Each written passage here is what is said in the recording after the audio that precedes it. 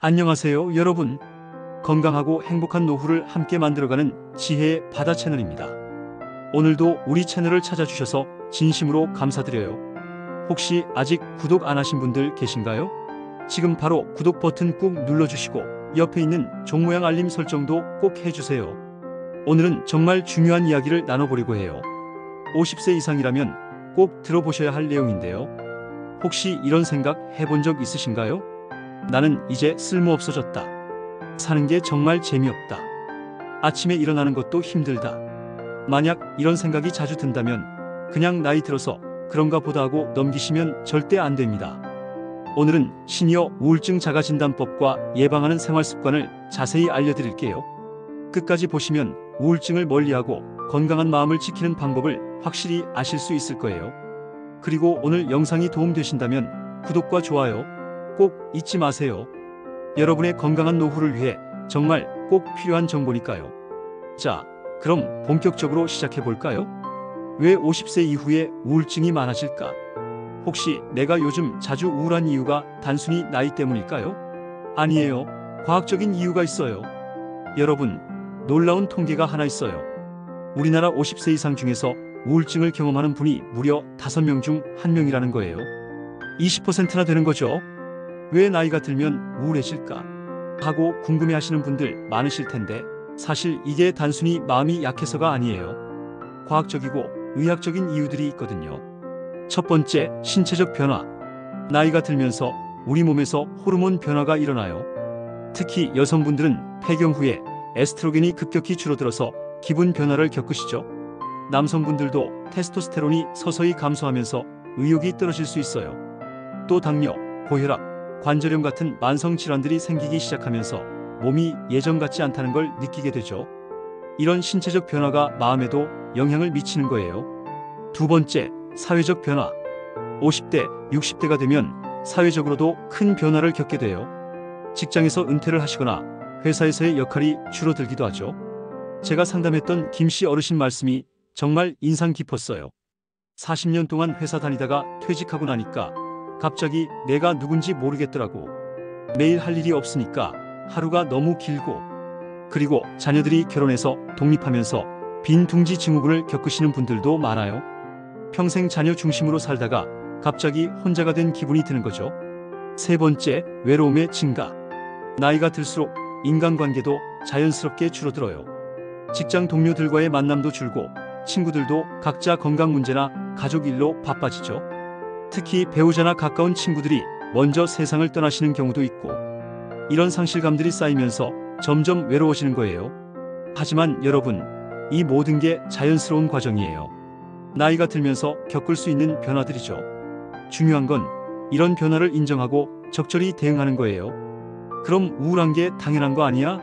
라고 생각하실 수 있는데 아니에요. 변화는 자연스럽지만 우울증은 질병이거든요. 충분히 예방하고 치료할 수 있어요. 다음 챕터에서는 우울증 신호를 어떻게 알아채는지 자세히 알려드릴게요. 챕터 2, 이런 생각이 든다면 조심하세요. 마이너스 자가진단 체크리스트. 지금부터 말씀드리는 내용 중에 해당되는 게 몇 개나 있는지 스스로 확인해 보세요. 정말 중요한 신호들이에요. 여러분, 우울증은 감기처럼 갑자기 오는 게 아니에요. 미리 신호를 보내거든요. 문제는 많은 분들이 이 신호들을 나이 들어서 그런가 보다 하고 넘기신다는 거예요. 제가 30년간 상담을 하면서 정리한 시니어 우울증 자가진단 10가지 체크리스트를 알려드릴게요. 각 항목마다 본인에게 해당되는지 생각해보세요. 1. 아침에 일어나는 게 힘들다.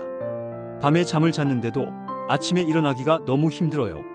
침대에서 나오고 싶지 않고 하루를 시작하는 게 부담스러워요. 이건 단순한 게으름이 아니에요. 우울증의 대표적인 증상 중 하나거든요. 2. 사는 게 재미없고 의미가 없다고 느낀다. 예전엔 재미있었던 TV 프로그램도 이제 재미없고, 친구들 만나는 것도 귀찮고, 뭘 해도 재미가 없어요. 이걸 의학적으로는 무쾌감증이라고 해요. 기쁨을 느끼는 능력이 떨어지는 거예요. 3. 내가 쓸모없다고 느낀다. 나는 이제 가족들에게도 짐만 되는 것 같아요. 사회에도 도움이 안 되고. 이런 생각이 자주 든다면 정말 주의 깊게 살펴보셔야 해요. 4. 늘 피곤하고 의욕이 없다. 충분히 쉬었는데도 피곤해요. 뭘 하려고 해도 의욕이 생기지 않아요. 신체적 검사에서는 이상이 없는데 계속 피곤하다면 우울증을 의심해봐야 해요. 5. 잠을 잘 못 잔다. 밤에 잠들기 어렵거나 자다가 자꾸 깨요. 새벽에 너무 일찍 깨서 다시 못 자겠어요. 수면 장애는 우울증과 밀접한 관련이 있어요. 6. 식욕이 없거나 너무 많이 먹는다. 음식 맛을 모르겠어요. 또는 스트레스 받으면 자꾸 먹게 돼요. 식욕의 변화도 중요한 신호예요. 7. 예전엔 즐겁던 일이 이제 즐겁지 않다. 손자 손녀 보는 것도 예전만큼 기쁘지 않아요. 좋아했던 취미 활동도 하기 싫어요. 이것도 무쾌감증의 한 형태예요. 8. 사소한 일에도 자주 짜증이 나고 눈물이 난다. 별거 아닌 일에도 화가 나고 TV 보다가도 갑자기 눈물이 나요. 감정 조절이 잘 안 되는 것도 우울증 증상이에요. 9. 극단적인 생각이 든다. 이런 생각이 든다면 반드시 전문가 도움을 받으셔야 해요. 10. 이런 기분이 2주 이상 지속된다. 하루 이틀 우울한 건 누구에게나 있을 수 있어요. 하지만 2주 이상 계속된다면 문제예요. 자, 이제 체크해보세요. 1-2개 해당 정상 범위예요. 하지만 지켜볼 필요는 있어요. 3-4개 해당 주의가 필요해요. 생활 습관을 개선하고 가족이나 친구와 상의해보세요. 5-7개 해당 경고 단계예요. 상담센터나 보건소에 상담을 받아보세요. 8개 이상 해당 즉시 정신건강의학과 전문의 진료를 받으셔야 해요. 특히 9번 항목에 해당된다면 다른 게 몇 개든 상관없이 바로 전문가 도움을 받으세요. 제가 상담했던 분 중에 나는 괜찮다고 하시던 분이 계셨어요. 그런데 막상 체크리스트를 해보니까 6개가 해당되더라고요. 그제서야 내가 우울증이었구나 하고 깨닫게 되신 거죠. 여러분도 솔직하게 체크해보세요. 부끄러운 게 아니에요. 조기에 발견하는 게 가장 중요해요. 챕터 3 우울증이 무서운 진짜 이유. 마음이 약한 사람만 걸린다? 의지가 부족해서 그런 거다? 절대 아닙니다. 우울증의 진실을 알려드릴게요. 여러분, 아직도 우울증을 마음의 병이라고만 생각하시는 분들 많으시죠? 이건 정말 큰 오해예요. 우울증은 뇌의 질환입니다. 마치 당뇨병이나 고혈압처럼 치료가 필요한 의학적 질병이에요. 뇌에서 일어나는 일. 우울증에 걸리면 뇌에서 세로토닌, 도파민, 노르에피네프린 같은 신경전달 물질의 균형이 깨져요. 이 물질들이 우리의 기분, 의욕, 수면, 식욕을 조절하거든요. 쉽게 말해서 뇌의 화학적 균형이 무너진 상태예요. 그러니까 의지로 극복하라는 건 당뇨병 환자에게 의지로 혈당을 낮춰라라고 하는 것과 같아요. 치료하지 않으면 어떻게 될까? 우울증을 방치하면 정말 위험해요. 특히 시니어 우울증은 더욱 심각한 결과를 가져올 수 있어요. 첫째, 치매 위험 증가. 우울증이 있으면 치매에 걸릴 위험이 2에서 3배 높아져요. 뇌의 기능이 전반적으로 떨어지기 때문이에요. 둘째, 심혈관 질환 위험. 우울증은 심장병, 뇌졸중 위험도 높입니다. 스트레스 호르몬이 계속 분비되면서 혈관에 무리를 주거든요. 셋째, 면역력 저하. 우울증이 있으면 감염병에도 더 쉽게 걸리고 상처도 잘 낫지 않아요. 넷째, 사회적 고립. 점점 사람들과 멀어지게 되고 이게 또 우울증을 악화시키는 악순환이 생겨요. 제가 만났던 한 할머니는 우울증을 5년간 방치하시다가 결국 당뇨병까지 악화되고 가족들과도 멀어지게 되셨어요. 진작 치료받을 걸 그랬다고 후회하시더라고요. 하지만 치료하면 반대로 제대로 치료받으면 정말 많이 좋아져요. 1. 약물 치료의 경우 70-80%가 호전돼요. 2. 상담 치료와 병행하면 효과가 더 좋아져요. 3. 빨리 치료할수록 회복도 빨라요. 또 다른 할아버지는 치료 시작 3개월 만에 세상이 다시 밝아 보인다고 말씀하셨어요. 6개월 후에는 등산도 다시 시작하시고 친구들도 만나기 시작하셨죠. 편견을 버리세요. 정신과 가면 기록에 남는다. 미친 사람 취급받는다. 이런 편견들 때문에 치료를 미루시는 분들이 많아요. 하지만 요즘은 완전히 달라졌어요. 개인정보도 철저히 보호되고 상담도 편안한 분위기에서 받을 수 있어요. 건강보험도 적용되니까 부담도 많이 줄었고요. 우울증은 부끄러운 게 아니에요. 감기 걸렸을 때 병원 가는 것처럼 자연스러운 거예요. 다음 챕터에서는 우울증을 예방하는 구체적인 방법들을 알려드릴게요. 챕터 4 오늘부터 시작하는 우울증 예방 5가지 습관. 복잡한 치료법 말고 오늘부터 바로 할 수 있는 간단하고 확실한 방법들을 알려드릴게요. 여러분, 우울증을 예방하는 가장 좋은 방법은 뭘까요? 바로 생활 습관이에요. 거창한 게 아니라 매일매일 작은 실천들이 모여서 큰 힘을 발휘하는 거죠. 지금부터 말씀드리는 5가지 습관 꼭 기억해 두시고 하나씩 실천해 보세요. 첫 번째, 햇빛과 함께 30분 걷기. 하루 30분만 밖에서 걸어보세요. 왜 햇빛이 중요할까요? 햇빛을 받으면 우리 몸에서 비타민 D와 세로토닌이 만들어져요. 세로토닌이 바로 행복 호르몬이라고 불리는 물질이에요.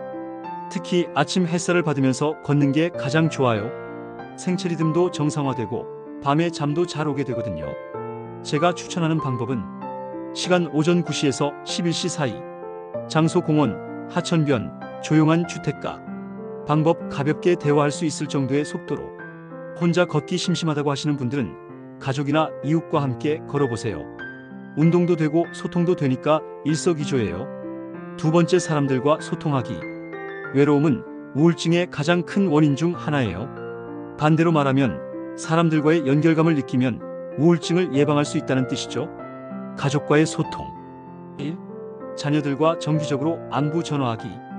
2. 손자 손녀와 영상통화하기. 3. 가족 모임 적극적으로 참여하기. 친구들과의 만남. 1. 동창회, 종교 모임 참석하기. 2. 동네 카페에서 차 한잔하며 담소 나누기. 3. 함께 할 수 있는 취미 활동 찾기. 새로운 인연 만들기. 1. 동네 복지관 프로그램 참여하기. 2. 자원봉사 활동하기. 3. 온라인 커뮤니티 활용하기. 한 할아버지는 처음엔 나 혼자가 편해라고 하셨는데 복지관에서 바둑 모임에 나가기 시작하면서 완전히 달라지셨어요. 사람들과 이야기하니까 하루하루가 기다려진다고 하시더라고요. 세 번째, 작은 목표 세우고 성취하기. 매일 작은 성취감을 느껴보세요. 은퇴 후에 가장 힘든 게 뭘까요? 바로 할 일이 없다는 느낌이에요. 목적의식을 잃게 되면 자연스럽게 우울해지거든요. 그래서 아주 작은 목표라도 세워보세요. 일상적인 목표들. 1. 매일 화분에 물 주기. 2. 일주일에 한 권 책 읽기. 3. 매일 3줄씩 일기 쓰기. 4. 손자에게 편지 쓰기. 조금 더 큰 목표들. 1. 한 달에 새로운 장소 한 곳 가보기. 2. 새로운 요리 레시피 도전하기. 3. 동네산 정상까지 올라가기. 중요한 건 달성 가능한 목표를 세우는 거예요. 너무 큰 목표는 오히려 스트레스가 될 수 있어요. 네 번째, 뇌 건강에 좋은 음식 먹기. 음식도 마음의 약이 될 수 있어요. 우울증 예방에 특히 좋은 음식들이 있어요. 오메가-3 지방산이 풍부한 음식. 1. 고등어, 삼치, 연어 등 등푸른 생선. 2. 호두, 아몬드 등 견과류. 3. 아마씨, 치아시드. 세로토닌 생성에 도움되는 음식. 1. 바나나, 우유, 치즈. 2. 계란, 닭가슴살. 3. 현미, 귀리 등 통곡물. 항산화 성분이 많은 음식. 1. 블루베리, 딸기 등 베리류. 2. 시금치, 브로콜리 등 녹색 채소. 3. 토마토, 당근. 반대로 피해야 할 음식들도 있어요. 1. 술 우울감 증가. 2. 카페인 과다 불안감, 불면. 3. 가공식품, 단 음식 혈당 변동. 5번째, 전문가 도움을 두려워하지 말기. 마지막으로 가장 중요한 건 전문가 도움받기를 두려워하지 마세요. 상담받는다고 이상한 거 아니에요. 요즘은 정말 많은 곳에서 도움을 받을 수 있어요. 정신건강복지센터. 1. 전국 어디든지 있어요. 2. 무료 상담 가능해요. 3. 전화 상담도 받을 수 있어요. 보건소. 1. 시니어 맞춤 상담 프로그램. 2. 우울증 선별검사. 3. 치료비 지원 정보. 온라인 상담. 1. 직접 가기 어려우면 온라인으로 24시간 상담 가능한 곳들. 2. 익명 상담도 가능. 제가 만났던 김 할머니는 상담받기 전에는 내가 미쳤나 싶었는데 막상 가보니까 너무 따뜻하게 맞아주시더라고요. 내 마음을 처음으로 이해해주는 사람을 만난 기분이었어요 라고 하셨어요. 실천하는 순서. 이 5가지를 모두 한꺼번에 하려면 부담스러우시죠? 이렇게 단계별로 시작해보세요. 1주차 매일 30분 산책하기. 2주차 가족이나 친구에게 안부 전화하기. 3주차 작은 목표 하나 정해서 실천하기. 4주차 건강한 음식 한 가지씩 추가하기. 그리고 힘들면 언제든지 전문가 도움받기. 도움 요청하는 방법. 어떻게 도움을 요청해야 할지 모르겠다는 분들을 위해 단계별로 설명해 드릴게요. 1단계 가까운 곳부터. 1. 가족, 친구에게 먼저 이야기하기. 2. 요즘 기분이 좋지 않다 정도로 시작. 2단계 전문기관 연락. 1. 정신건강복지센터에 전화하기. 2. 상담받고 싶은데요 라고 말하기. 3단계 상담받기. 1. 솔직하게 증상 이야기하기. 2. 궁금한 것들 미리 메모해가기. 혼자 견디려 하지 마세요. 도움받는 것은 부끄러운 일이 아니라 용기 있는 일이에요. 여러분, 30분 동안 함께 해주셔서 정말 감사합니다. 오늘 이야기 어떠셨나요? 처음엔 무거운 주제라서 걱정스러우셨을 수도 있지만 함께 나누고 보니까 그렇게 어려운 일이 아니죠. 우울증은 부끄러운 일이 아니에요. 나이가 들면서 겪을 수 있는 자연스러운 변화 중 하나이고 충분히 예방하고 치료할 수 있는 질병이에요. 가장 중요한 건 혼자 힘들어하지 마세요. 가족에게든 친구에게든 전문가에게든 누군가와 이야기를 나누는 것만으로도 절반은 해결된 거예요. 오늘 배운 것들 다시 한번 살펴볼게요. 1. 자가진단 체크리스트 3개 이상이면 주의, 5개 이상이면 상담받으세요. 2. 5가지 예방습관 산책, 소통, 목표 설정, 건강한 식사, 전문가 도움. 3. 도움받을 수 있는 곳들 정신건강복지센터, 보건소, 24시간 상담전화. 혹시 주변에 우울해 보이는 분이 계시다면 오늘 영상을 공유해주세요. 여러분의 작은 관심 하나가 누군가의 인생을 바꿀 수 있어요. 그리고 본인이 힘드시다면 절대 혼자 견디려고 하지 마세요. 도움받는 것은 약한 게 아니라 현명한 선택이에요. 오늘 영상이 도움이 되셨다면 구독 버튼과 좋아요 꼭 눌러주세요. 그리고 옆에 있는 종 모양 알림 설정도 해주시면 앞으로 여러분의 건강하고 행복한 노후를 위한 더 많은 정보들을 가장 빨리 받아보실 수 있어요. 댓글로 궁금한 점이나 본인의 경험담을 나눠주세요. 제가 하나하나 다 읽어보고 답변해 드릴게요. 여러분의 이야기가 다른 분들에게도 큰 힘이 될 수 있거든요. 여러분, 우울한 기분이 드는 건 여러분 잘못이 아니에요. 그리고 혼자가 아니에요. 우리가 함께 있어요. 건강한 마음, 행복한 노후 우리 함께 만들어가요. 그럼 다음 영상에서 또 만나요. 오늘도 따뜻하고 건강한 하루 되세요.